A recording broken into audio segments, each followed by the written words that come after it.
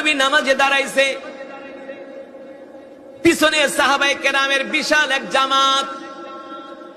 নবীজি নামাজ পড়তেছে, হঠাৎ করে জিবরাইল আসছে।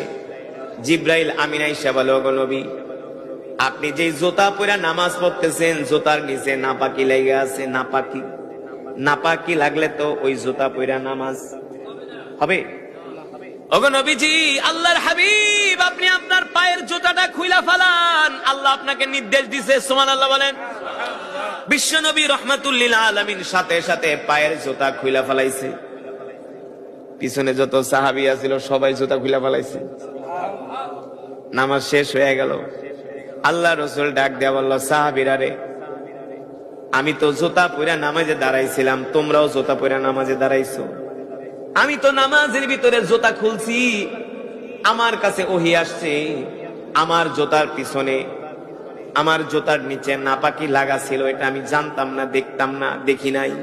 জিবরাইল এসে আমাকে বইলা দিছে, আল্লাহ তাআলা পাঠাইছে, ও জিবরাইল, যাও যাও আমার হাবিবকে বইলা দাও, আমার হাবিবের জুতার নিচে নাপাকি লাগা আছে।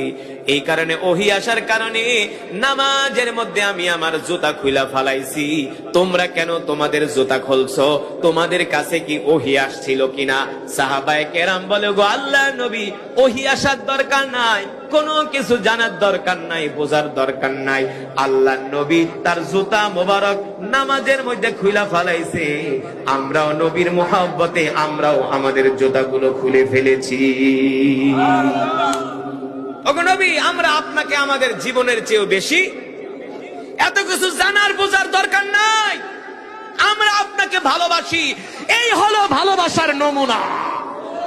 আর আমরা আল্লাহ রসুলকে মুখে মুখে ভালোবাসি, আমাদের মাঝে রসুলের সুন্নত নাই। কয়জন মানুষ মেসওয়াক করে নামাজ পড়ে বলেন? কয়জন? শতকরা 5 জনও পাওয়া যাইব না। জনমের মতো বিড়ি সিগারেট খায়া মসজিদে যায় নামাজ পড়ে, মুখের থেকে এক গন্ধ।